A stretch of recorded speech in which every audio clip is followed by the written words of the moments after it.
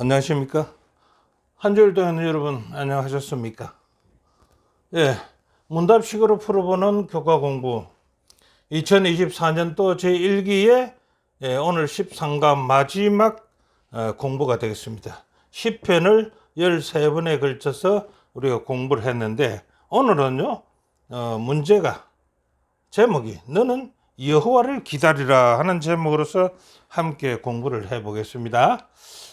자, 13가 너는 여호와를 기다리라는 개요를 한번 살펴본다면은 이렇게 볼 수가 있을 겁니다.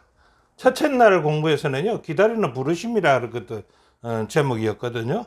근데 이 제목으로 보면은 기다리는 것도 우리에게 주어진 하나의 사명이라는 겁니다. 예, 우리에게는 기다리는 것은 하나님의 우리에게 주신 하나의 사명에 들어간다 이렇게 볼 수가 있다는 겁니다. 이제 그 기다림이란 약속의 전제 아래서 성립되는 문제거든요. 그래서 기다림은 그 약속을 먼저 확신해야 됩니다.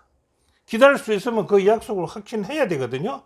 그리고 그 약속에 대해서 의혹이 없어야 됩니다.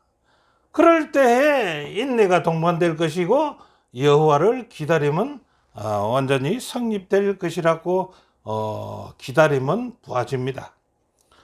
예, 두 번째 날 기다림은 젖된 아이의 평안을 기다리라는 것이죠. 자, 그렇다면요 젖된 아이같이 자기 삶을 하나님께 전적으로 맡긴다면은 하나님의 실체를 볼 수가 있다는 것입니다. 어른이 같이 젖된 어른이 같이 자기의 삶을 하나님께 전적으로 맡긴다면은 하나님의 실체를 볼 수가 있을 것이고, 그래서 그것이 의인은요 겸손한 아이처럼 눈을 들어 그분을 바라보며 기다린다는 것입니다. 그의 젖된 아이의 평안입니다. 자, 셋째 날은요 단을 가지고 돌아오리라. 이 단이라는 것은 우리가 곡식단을 얘기합니다. 열매가 맺은 단. 자, 산 믿음은요 과거에 행하신 그분의 위대한 일들이 우리를 위한 일로 소중히 여긴다면은요 그들이 경험하는 현재의 시련도 마지막에는 구원이라는 열매를 거두게 될 것이니까 우리는 기다려야 된다 이렇게 볼 수가 있습니다. 자, 넷째 날은 하나님의 안식일의 쉼을 기다리라는 거죠. 자, 우리는 세상을 창조하시고요 주관하시는 분이 누구십니까? 하나님이시죠. 그분이 만든 안식일을 찬양하면서 다가올 평화와 질서를 소망한다는 것이 우리의 소망 아니겠습니까? 안식일은요 약속을 기다릴 쉼과 힘을 주고 그 사람을 성별하게 한다 라는 말씀입니다. 이 성별이라는 것은 성스러운 자와 어려운 자와 어렵지 않은 자를 구별한다라는 뜻입니다. 자, 다섯 번째 날은요 아침이 급히물이라. 아침을 기다려. 어떤 아침이냐? 아침은 젊음과 고난의 긴 밤을 끝내는 하나님의 은혜를 보여주는 아침이다 이겁니다. 재림의 아침이겠죠.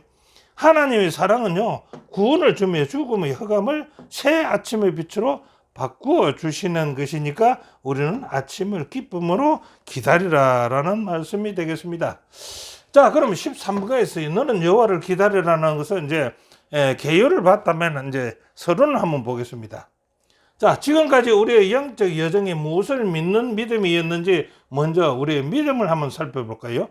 당신은 무슨 믿음을 가지고 지금까지 기다리고 왔습니까? 예, 우리가 믿는 것은 창조와 안식일 아닙니까? 예, 그 다음에 심판관으로서의 하나님은 죄에서 용서해 주신다는 것을 우리가 믿고 기다려 왔습니다. 그 다음에 구속주로서의 부활의 확신을 우리가 보고 느낀다 이겁니다. 그 다음에 슬픔과 애통 속에서 위로 주시는 하나님을 우리는 기다린다. 주의 재림의 약속을 믿는 믿음이 이 믿음이었다. 이런 믿음이었다. 이러한 우리의 믿음에요 시편은 우리에게 어떤 메시지를 던지고 있는가 한번 살펴볼까요? 시편 103편 5절 130편 5절 나 곧 내 영혼이 여호와를 기다리며 내가 그 말씀을 바라는도다라고 얘기했습니다. 예, 시편 기자는요 여호와를 기다린다고 했습니다.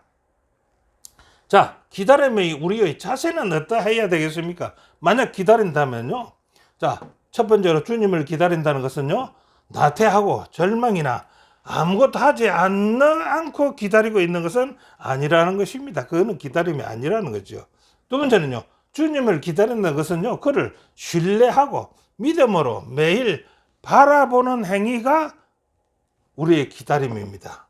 세 번째는요, 주님을 기다리면요, 밝은 아침에 대한 기대감이 충만함을 말한다라고 했습니다. 우리가 밝은 새 아침이 언제입니까? 재림이 그날 아침, 부활의 그날 아침을 우리는 기대감이 충만하면서 기다리고 있고 말한다 이겁니다.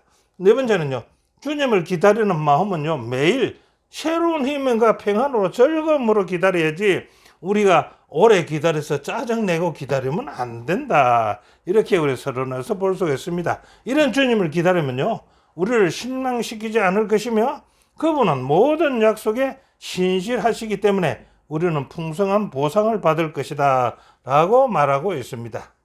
자, 그러기에 우리가 더 열심히 일해야 하고 주님의 선교지에 풍성한 수확의 열매를 거두게 한다라고 했습니다. 그래서 오늘 나는 여호와를 기다린다는 기억절은요, 너는 여호와를 기다릴지어다. 강하고 담대하게 기다려야지 여호와를 기다릴지어다 라고 시편 27편 14절에 말씀하고 계십니다. 자, 첫째 날요, 기다림의 부르십니다. 우리를 기다리라고 하나님께서 우리를 부르셨다는 얘기지요. 자, 그래서 한번 내용을 살펴볼까요? 사람이 살면, 우리가 사는 삶에는요, 어디 살든지 어떤 위치에 있든지 간에 기다림의 연속이 우리의 삶이 있습니다. 그렇게 주어졌습니다. 그래서 많은 성경의 말씀은, 많은 성경절의 말씀은요, 기다림을 요구하는 겁니다. 그 시편 대충 간추려서 이렇게 적어놔 봤습니다. 자, 기다림이 성립되는 과정이 있어요. 기다림이 어떻게 성립되는가? 기다림이라는 것은 관계가 있지 않습니까? 첫째요. 그래서 그 관계가 좋은 관계가 이루어져야 된다. 두 번째는요, 그 관계에서 신실한 서로의 약속을 가져야 된다. 세 번째는 바람의 행성이 있어야 된다. 그 다음에요, 그 바람에 설렘이 있을 때에 우리가 기다리지죠. 그 약속의 바람이 설렘이 있을 때 우리는 기다림이 집니다. 그 기다림은 인내하면서 기다리게 된다. 인내. 그 기다림이 그냥 기다림도 없이 그 약속이 성취되면 좋겠지만은 우리 성경에서 기다림이라는 것은 그 인내하면서 기다림이 가장 중요하다. 예. 자, 그럼 주님의 백성들은요, 하나님이 어떤 점 때문에 기다리는가라고 본다면은요, 하나님의 백성들은 하나님의 약속은요, 신실하시다는 것을 확신하고 기다린다는 겁니다. 두 번째는요, 하나님의 백성은요, 당면한 자신의 문제 해결과 하나님의 약속을 믿고 기다린다는 겁니다. 세 번째는요, 시편의 기다림 표현은, 시편에서 말하는 기다림 표현은 어떻게 표현했을까요? 마르고 황폐한 땅에서 겪는 극심한 목마름 같은 심정으로 하나님을 갈망한다 이랬어요. 갈망한다 그랬어요. 그런 게 그 마르고 황폐한 땅에서 극심한 목마름, 목에 갈하서 그 갈망하는 것과 같이 기다린다. 바울의 기다림의 표현은 어떻게 했을까요? 바울은 그 기다림의 표현을 로마서 8장 25절에 만일 우리가 보지 못하는 것을 바라면 참으로 기다릴지니라. 참음으로 기다릴지니라. 그래서 기다리는 것은 갈망하고 확신하고 믿고 갈망하고 참아야 된다. 이렇게 얘기합니다. 자, 기다림이 부르시면요, 이렇게 정리한다면 하나님의 약속을 확신하고요, 그 약속을 믿으며 그 약속을 갈망하는 마음으로 참고 기다리는 것입니다. 인내로 기다리라는 부르심이라는 것입니다. 그렇다면요, 무엇을 기다리냐? 재림교회라는 이름 자체에 우리가 기다리는 소망은 어떤 소망을 가지고 우리가 기다리고 있습니다. 재림교회가.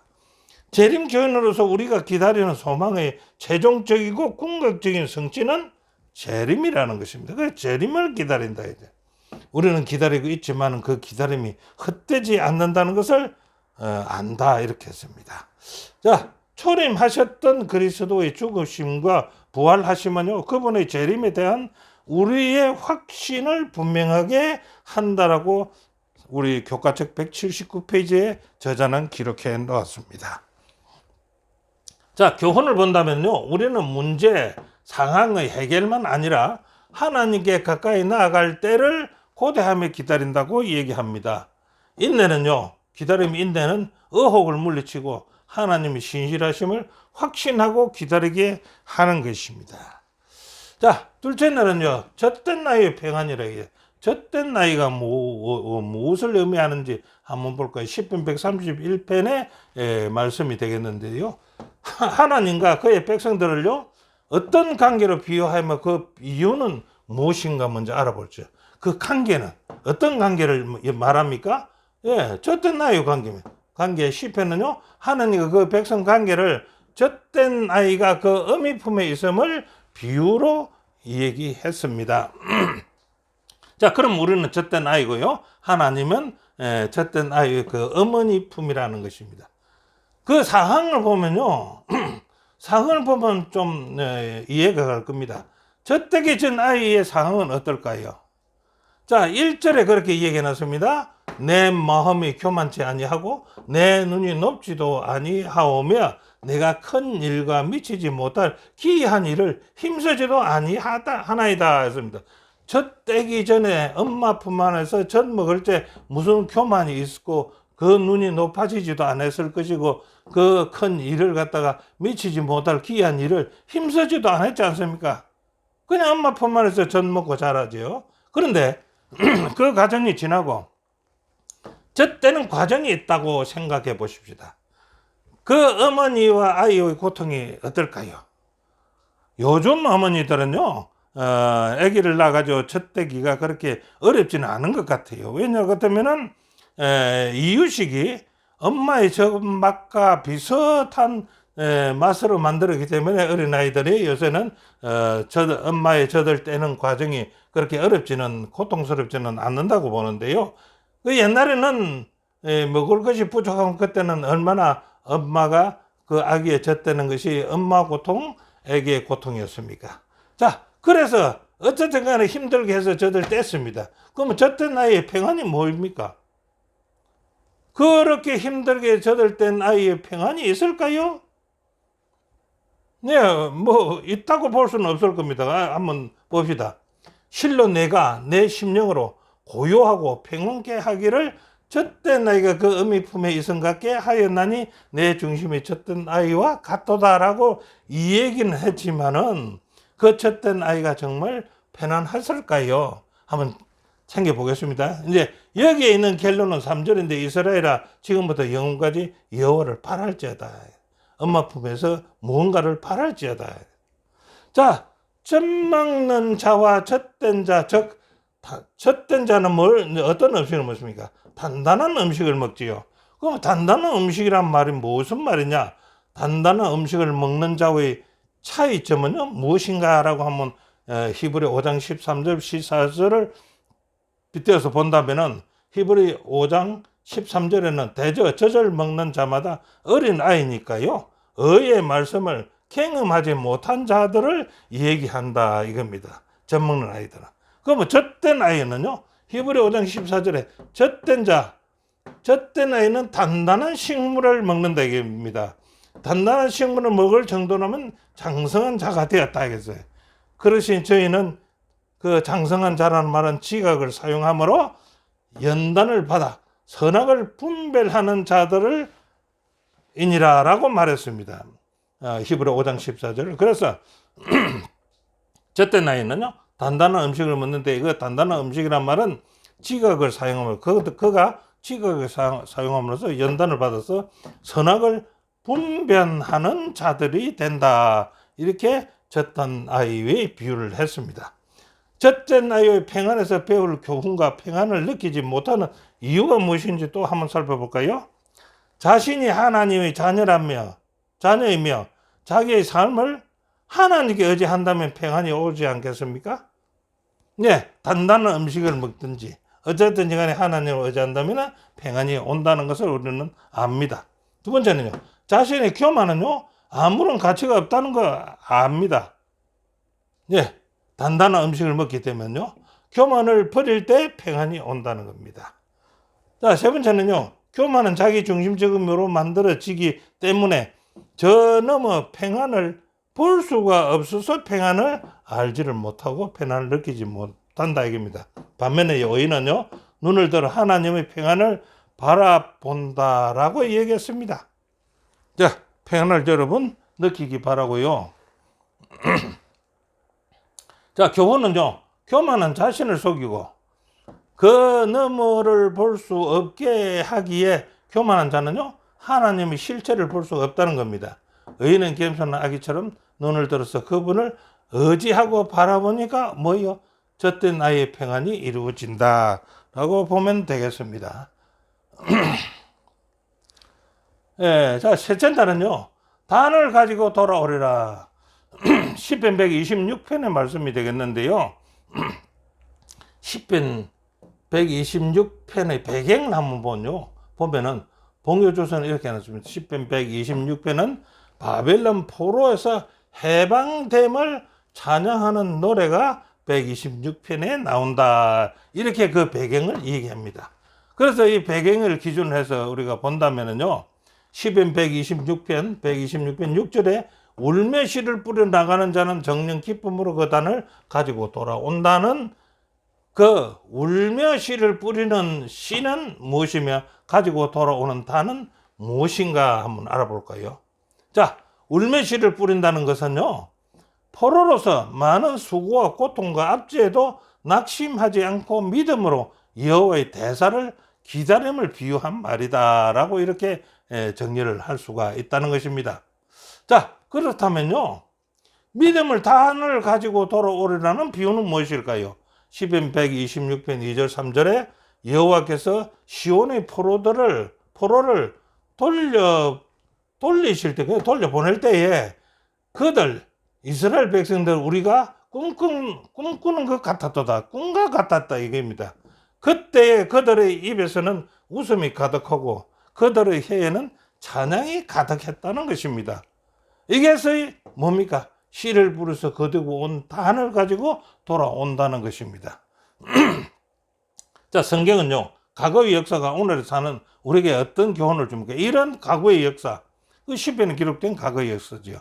그게 오늘날 우리에게 어떤 교훈을 주는가?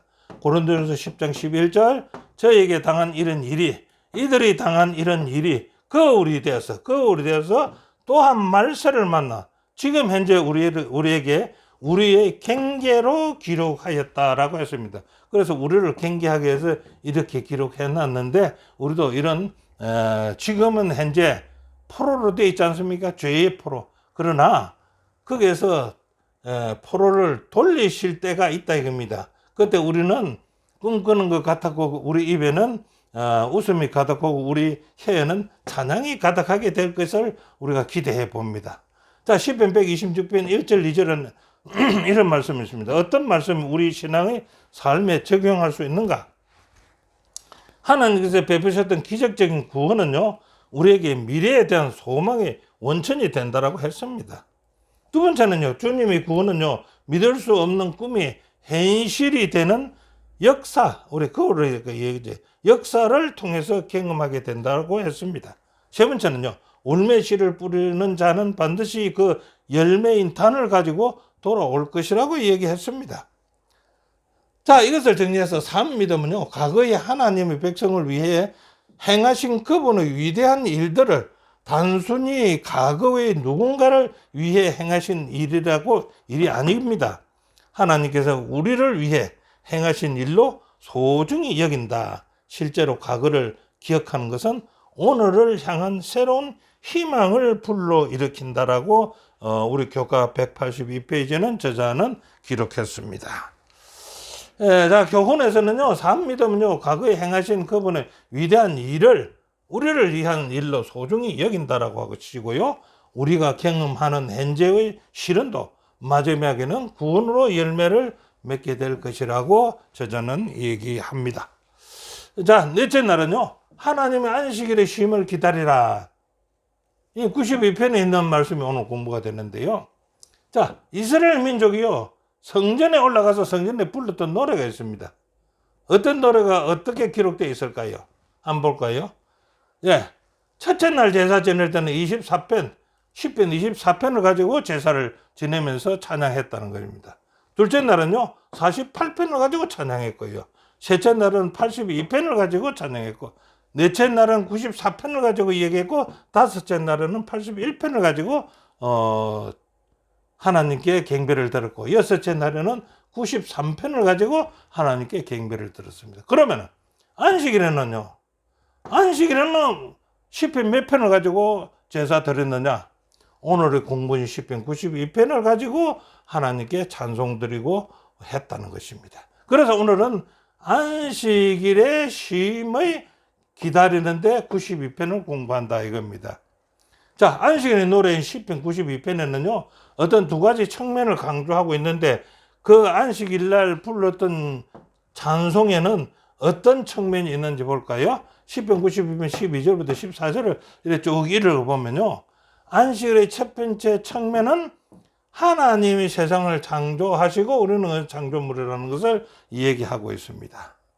자, 그래서 그 내용은 보통 이렇습니다. 의를 에덴 동산 같은 광경으로 묘사하는 것이 거기에 나오고 10편 92편 12절부터 14절에 나오고요. 이것은 분명 안식일을 기념하는 노래라고 이 얘기를 합니다. 자, 두 번째는 10편 92편의 두 번째 측면은 악으로부터의 구원을 강조하고 있습니다. 10편 92편은요, 악으로부터 창조하신 하나님께서 우리가 현재의 악으로부터 구원을 우리에게 주실 것이라고 강조하고 있다 이겁니다. 그래, 이것을 이제 대충 보면은 원수들을 이기신 주님을 찬양하며 악으로부터의 구원을 강조하는 노래더라 이겁니다. 그래서 92편은 뭡니까? 하나님께서 우리를 창조하시고 에덴 동산의 그 광경을 보여주고, 두 번째는 뭡니까? 악으로부터의 현재의 구원을 강조하는 노래다. 안식일 노래가. 그 안식일의 쉼을 기다리는 백성들을 위해서 하나님은 어떻게 하시는가? 하나님은요, 지극히 높으신 분의 탁월한 지혜는요, 하나님의 지혜는 백성들에게, 현재는 우리의 백성들이고 그 이스라엘 백성 당시에서는 그들에게 적들이 넘볼 수 없는 우위를 제공하여서 안식일에는 쉼을 누리게 했다라고 얘기합니다. 두 번째는요, 지극히 높으신 주님은요, 그 이름을 부르는 사람들을 구하기 위해서요, 기꺼이 낮은 곳으로 손을 펼쳐 오신 분이기 때문에 우리는 안식일 날 평안을 누리게 된다. 이렇게 보면 되겠습니다. 세 번째는요, 주님의 창조와 특별히 그 창조하신 세계를 구속하신 역사는요, 사람들이 하나님을 경배하고 그분을 사랑하도록 우리에게 영감을 주신다는 그 안식이래. 그래서 안식의 쉼을 얻을 수 있다라고 얘기합니다. 자, 영원히 지켜질 안식일을 갖다가 우리 이제 정확히 알아야 되는데, 이 안식일을 시대의 소망 283페이지는 이렇게 말했습니다. 안식일은 이스라엘만 위하여 있는 것이 아니라 세상 사람들 위하여 있는 것이다. 하늘과 땅이 존속하는 한 안식일은 창조주의 능력의 표정으로서 남아 있을 것이다. 그래야 에덴이 다시 지상에 회복될 때에 하나님의 거룩한 안식일 날은 해 아래에 있는 모든 사람의 의해 존귀 여김을 받을 것이다. 매 안식일에 영화롭게 된 새 땅의 주민들이 이르러 내 앞에서 경배하라. 나 여호와가 말하노라. 이렇게 시대 소망 283페이지에 기록되어 있습니다. 자, 교훈은요, 우리는 세상을 창조하시고 주관하시는 분을 찬양하며 다가올 평화와 질서를 소망한다. 안식일은 약속을 기다릴 쉼과 힘을 주고 그 사람을 성별하게 한다라고 했습니다. 자, 다섯째 날은요, 아침의 깊은 묘래라. 아침에, 이 아침이라는 것은 무엇을 상징하는 것인지 보면 되겠죠. 시편의 아침은 무엇을 상징하는 시간으로 묘사되며 그 이유는 무엇인가라고 한번 묻는다면요, 답을 해보겠습니다. 시편 5편 3편에 5편 3절에 아침에 주께서 나의 소리를 들으시니 아침에 내가 주께 기도하고 바란다. 이 아침에 하나님과 교통하는 시간이 아침의 시간이다라고 이제 시편 5편 3편은 이야기하고요. 시편 30편 5절에는요, 저녁에는 울음으로 밤을 지실지라도 아침에는 기쁨으로 해다. 요 저녁에는 울음으로 밤을 지실지라도 이는 어떤 우리 죄악 세상에서 예수님 오시는 밝은 아침에 기쁨에 오르라는 뜻을 말하는 거지요. 자, 시편 143편은요.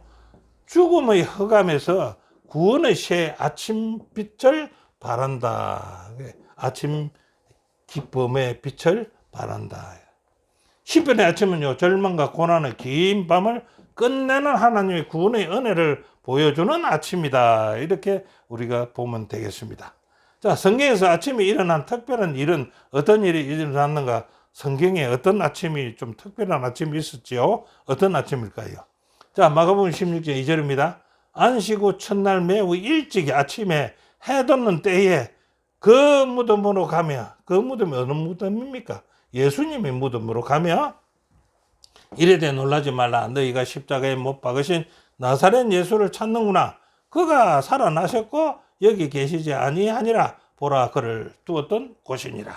예, 이 특별한 아침이다. 예수님이 부활한 아침을 여기 얘기하고 있습니다.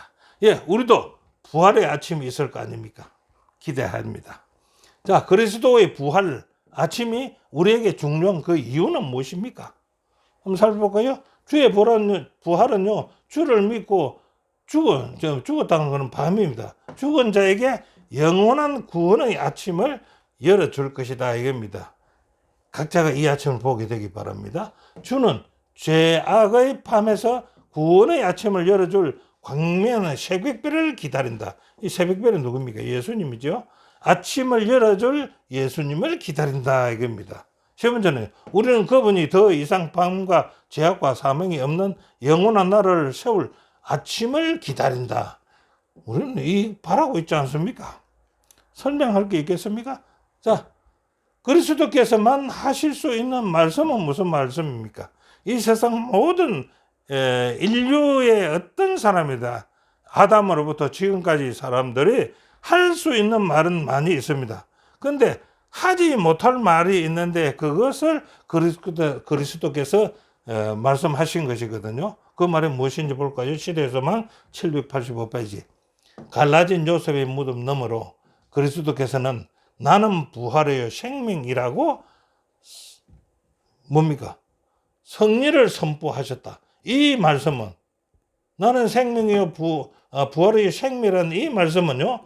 하나님만이 할 수 있는 말씀이다. 그래, 하나님밖에 이 말씀은 하실 수 있다. 예수 그리스도께서. 모든 피조물은요. 하나님의 뜻과 능력으로 산다. 그들은 하나님의 생명을 받느냐에 따라서 우리의 생사가 좌우될 것이다. 라고 기록해 놨습니다.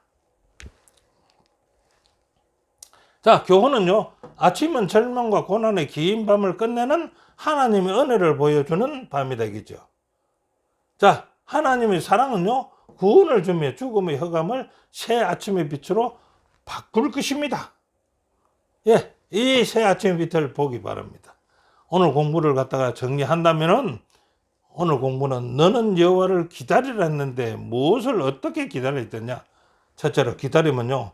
아무리 열정이 넘치는 사람도 무너지게 되어 있습니다. 그래서 앞에 보면 확신하고 확인하고 라고 했지 않습니까? 그래서 주님을 기다리는 우리에게는요. 아주 인내가 필요하다는 것입니다. 끝까지 참는 인내가 필요합니다. 우리는 과거의 역사를 보면서 하나님의 약속을 기억하고 그것을 오늘의 찬양으로 바꿀 수 있어야 됩니다. 안식을 기억하는 것은요. 우리를 성별하게 하며 그분과의 인격적 관계 속에 거하게 한다는 것입니다. 안식일은요. 성별하게 하는 날이다. 우리가 소원을 가지고 시편을 통해 하나님을 매일 만날 때에 마침내 우리는 주님이 다시 오시는 소망의 아침을 볼 수가 있을 것입니다. 이 아침에 여러분도 다 참여하는 여러분이 됐으면 좋겠습니다. 오늘 공부는 여기까지입니다. 함께 공부해 주신 여러분 대단히 감사합니다. 일주일 후에 다시 뵙겠습니다.